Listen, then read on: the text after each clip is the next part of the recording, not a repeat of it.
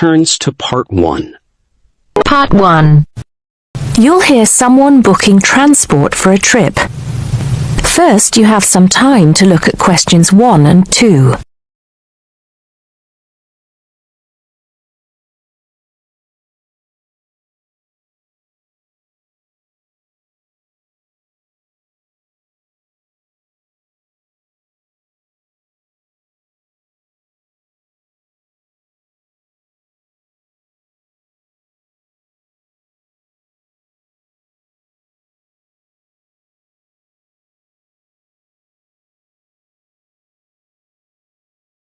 Now we shall begin.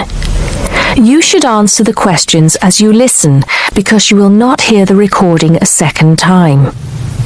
Listen carefully and answer questions 1 and 2. Good morning, Burnham Coaches. Sarah speaking. How can I help you? Yes. Good morning. I'm a teacher at the Down Language School. We have a bit of a problem, and I was wondering if you could help us out. What is the problem exactly? Well, we normally take our students on an excursion at the end of their course. But unfortunately, the coach firm we normally use has let us down. It seems they've gone out of business. I'm sorry to hear that. I suppose you are looking for a replacement. Well, yes. We won't need a very large coach, actually. There will be 30 students and 4 teachers. So that's 34 in all. And what dates did you have in mind? The last Saturday and Sunday of this month. That's the 28th and 29th. The 28th and 29th. Does that mean you are planning to stay somewhere overnight? That's right. Actually, we want to do the same excursion that we do every year. We usually visit Stonehenge, Salisbury, and stay overnight in Bath. It's a historical tour, really. It sounds interesting. Let me just see what we have available. Oh dear, I'm afraid all our coaches are booked out for the 28th. It's the busiest time of the year for us, actually. I was afraid that would be a problem. But you have a coach available for the 29th?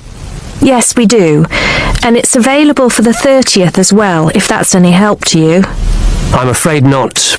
Sunday is the last day. The students go home on Monday. I think we'll just have to change our plans a bit and leave out Salisbury. It's a shame, but I don't think we can fit in all 3 places in one day. So, you would like to book the coach for the 29th, visiting Stonehenge and Bath, is that right? Yes, I think so. Before you hear the rest of the conversation, you have some time to look at questions 3 to 10.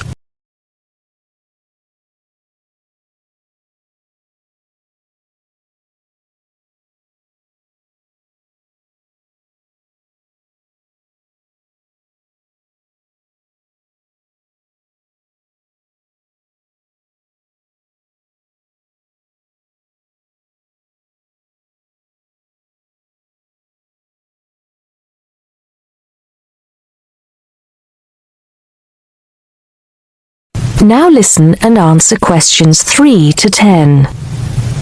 Right, I just need a few details, sir. OK. My name is Paul Scott. S-C-O-T? It's double T, actually. I'm sorry. And it's the Down Language School. Could you give me the address for that, Mr. Scott? Yes, it's Down House, Hill Street, Brighton. Do you need the postcode? No, that's not necessary, but I do need a contact number. Of course. The number for the school secretary is 01273 512 634. You can contact her if you need to speak to anyone. Right, and what time would you like the coach to pick you up? Well, I think we'll have to make an early start. Would 7:30 be all right? Yes, no problem at all. What time do you want to be back? Oh, any time between 10 and 11 will be all right. Not later than 11, though. Right, I'll make a note of that. 11 p.m. latest. There's just one more thing I need to know. Presumably, you'll be visiting Stonehenge first. How long do you want to stay there? Well, we normally stay about an hour. The main objective of the excursion is for the students to see the Georgian architecture in Bath, really. Yes, Bath is lovely, isn't it? I was there myself a couple of years ago. I thought the Royal Crescent was absolutely stunning. I hadn't realised how large it is. Well, I think that's all I need to know, Mr. Scott. Thank you for booking with us. Just a minute. There's one thing you seem to have forgotten. How much will this cost? Oh, I'm terribly sorry. I was thinking about Bath. Just bear with me a moment. Yes, it's a round trip of 300 miles and a total time of 16 hours for the driver. For a 45-seater coach, that will be a total of £500, including tax and insurance. Do we have to have such a large coach? There are only 34 of us. We don't have any smaller coaches, I'm afraid. Oh well. At least we won't be cramped for space. When do we have to pay?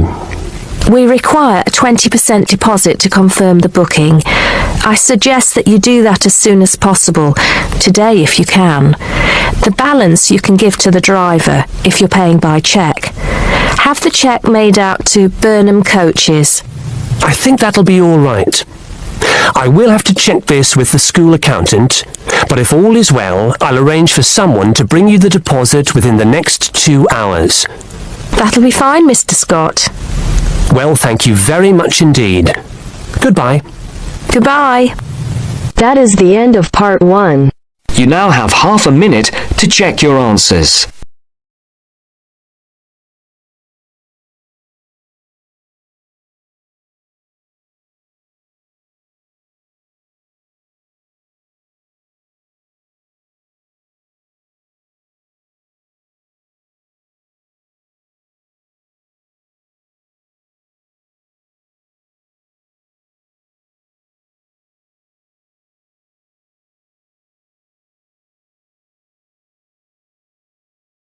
Now turns to part 2. Part 2. You will hear an extract from a talk about the Scottish Highlands. Now you have some time to look at questions 11 to 18.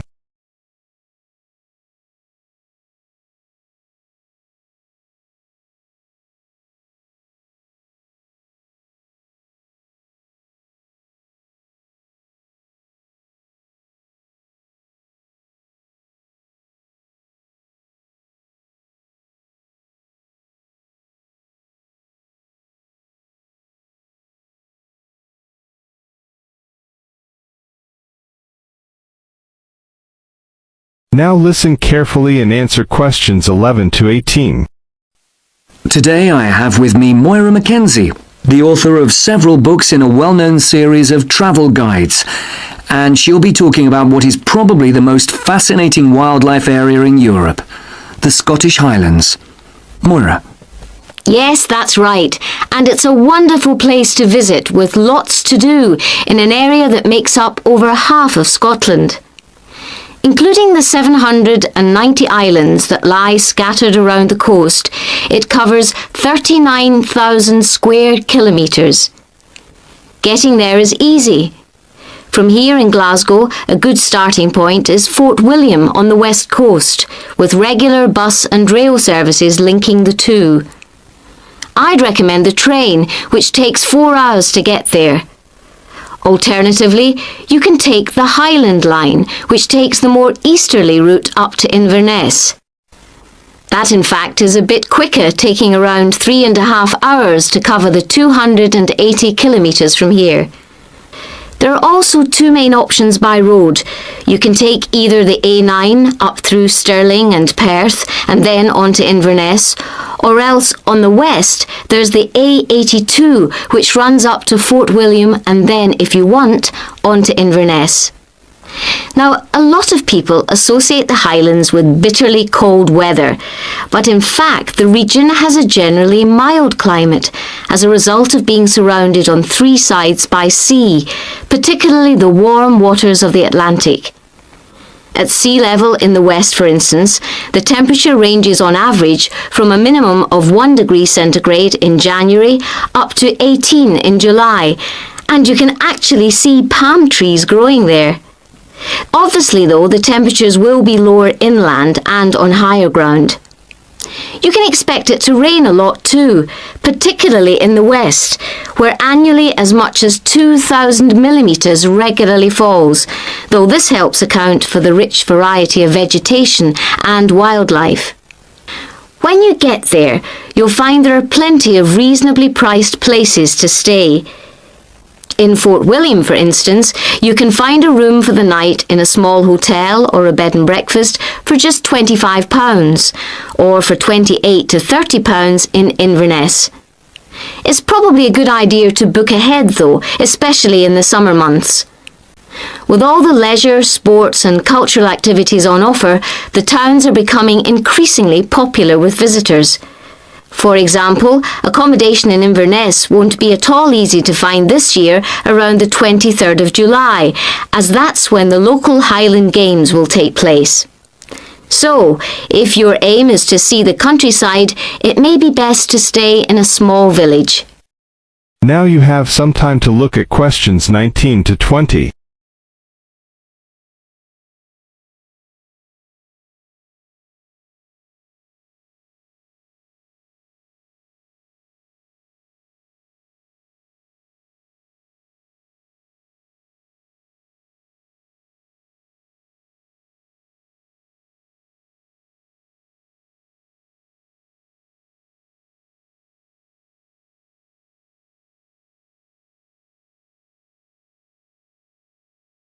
Now listen carefully and answer questions 19 to 20.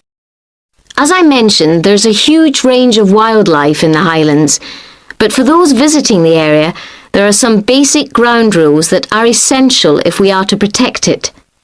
Firstly, you should make every effort not to disturb birds and animals, and one way of doing this is to blend in with your surroundings. For instance, by avoiding brightly coloured garments, such as orange anoraks. To see wildlife clearly, it's best to use binoculars, keeping your distance. This is particularly important during the breeding season. Wherever possible, use a hide so that they are less likely to detect your presence. Surprising though it may seem, visitors are advised to use their cars where no purpose-built hides are available, as people are apparently less likely to startle animals if they stay inside their vehicles. You may even find that creatures come up close to where you're parked, in which case, wait until they've gone before you move off. It should really go without saying that it's essential to be as quiet as possible, though sadly some people need reminding of this. Oh, and one other thing. Wild animals and pets don't mix. So please leave your dog at home, or at least somewhere he or she can't chase the wildlife or damage their habitat. That is the end of part 2. You now have half a minute to check your answers.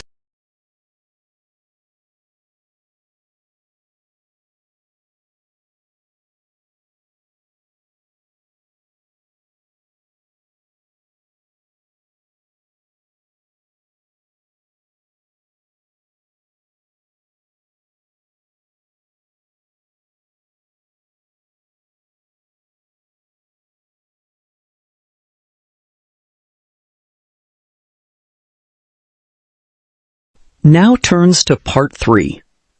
Part 3. You'll hear a telephone conversation. First, you have some time to look at questions 21 to 26.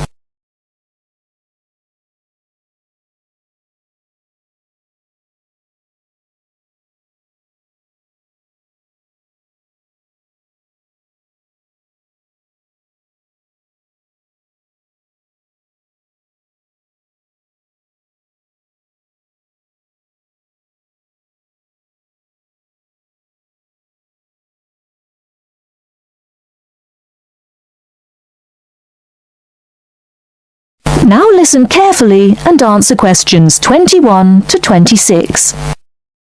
Good morning, Country Comfort Albury. Oh, hi. I'd like some information, please.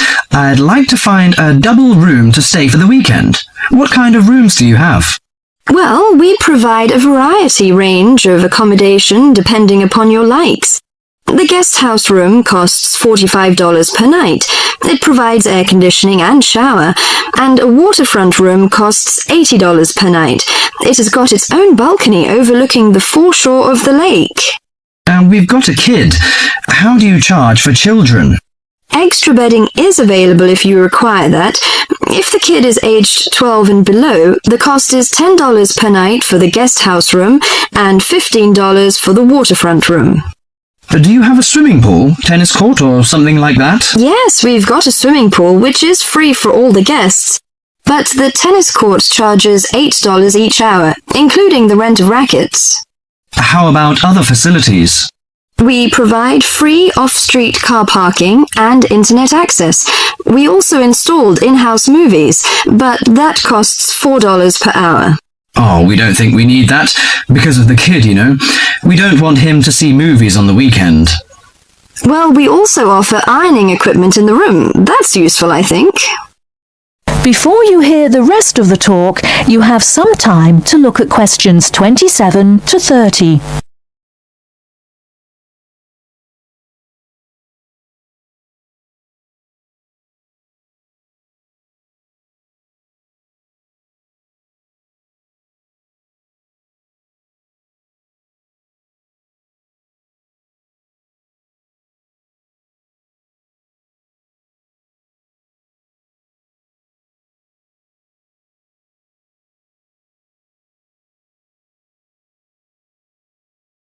Now listen and answer questions 27 to 30. Great. Could you tell me the address? How do we get there? Yes, it's Country Comfort Albury, Albury, at 648 Dean Street, New South Wales. 648 Dean Street, Dean, is that right? Yes. Well, I wonder what activities are available there in this season. You know, we want to have an indulgent weekend in the boring winter. Oh, you'll not get bored here. You know, Albury is the perfect base for alpine skiing. Besides that, winter's frosty alpine air encourages walks through mist-laden valleys. You can walk alongside rushing streams and waterfalls. After returning to the warm and comfortable lounge, you can sit by the open fire. I think this is the ideal time of year to nourish your body at the Salus Spa. The idea of skiing doesn't appeal to me very much, but it sounds good to have a relaxing walk through the valleys. Maybe after that, I'll have a massage and some soaking in the spa. And you know, this hotel is perfectly located in a quiet position off the main highway in central Albury. It's within walking distance of licensed clubs, restaurants, shops, and the central business district. It's known for its excellent cuisine and warm Australian hospitality. Good. It's a good idea to taste the tasty dishes in one of the restaurants.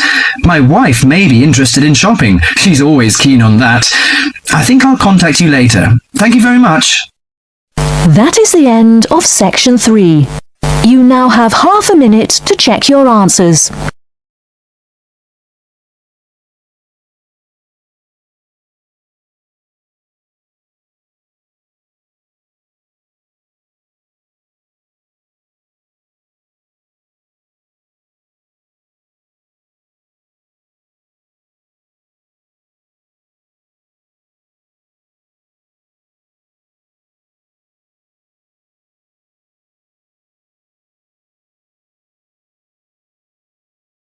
Now turns to Part 4.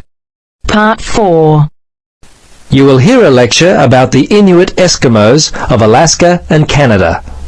First, you have some time to look at questions 31 to 40.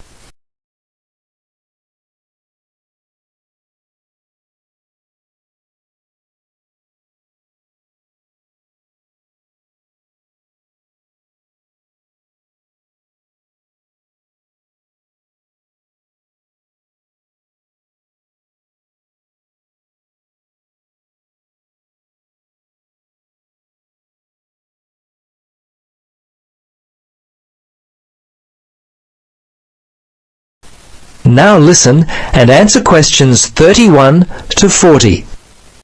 Good afternoon. In our lecture today, we will continue our study of people who inhabit the northernmost regions of the world. Our focus will be on the native inhabitants of Alaska and Canada, the Inuit Eskimos.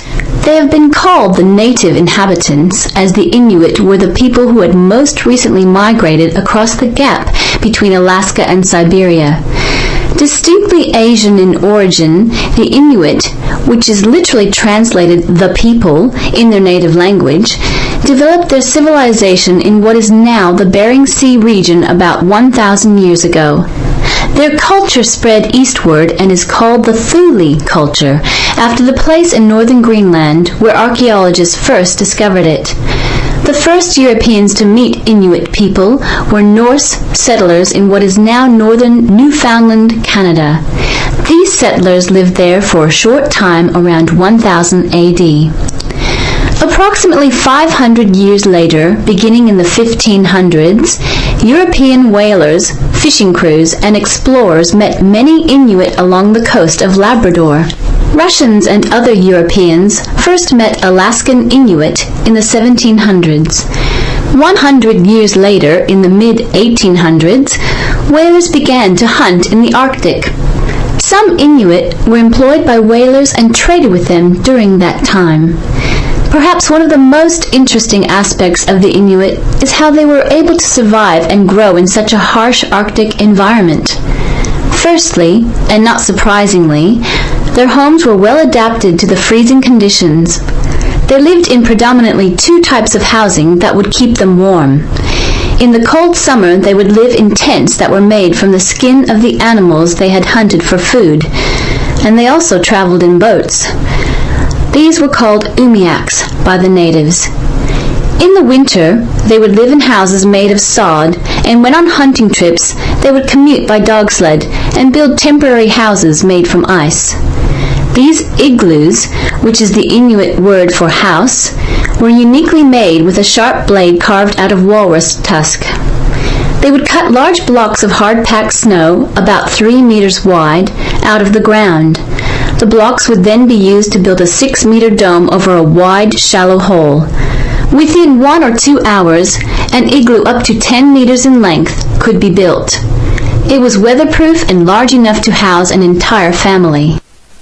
Very early in their history, they managed to develop the technology to hunt the huge bowhead whale, which was the staple food source for them at that time. They also hunted walruses and seals. On land, they hunted polar bears, moose, and various other game. The harsh environment in which they lived meant that a steady supply of food was often difficult to come by. Therefore, the Inuit were a people constantly on the move, looking for food, which meant that their dwellings had to be easily built and easily dismantled. They inhabited the wide open land and, as such, moved freely around it in search of food. Today, the traditional way of life has basically ended for the Inuit.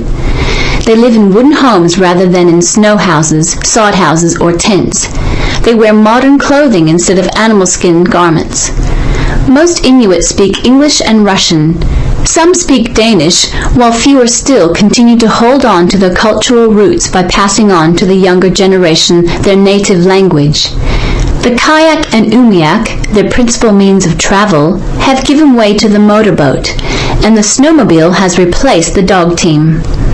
The combined percentage of the Inuit population in Alaska and Canada stands at 63%, the latter being 29% and the former around 34%. Some Alaskan Inuit live in towns and cities, but the majority live in small settlements and hunt and fish for most of their food. Most of those in Canada live in towns and housing provided by... That is the end of part 4. You now have half a minute to check your answers.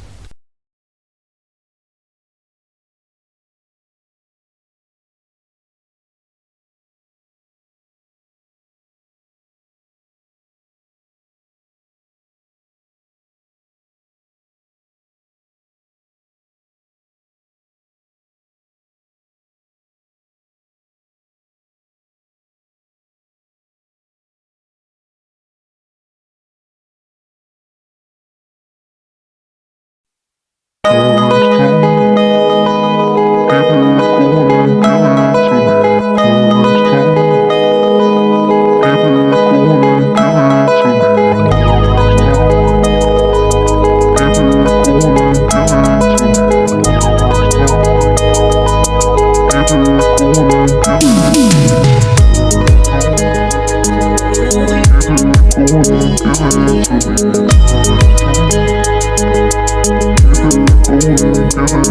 it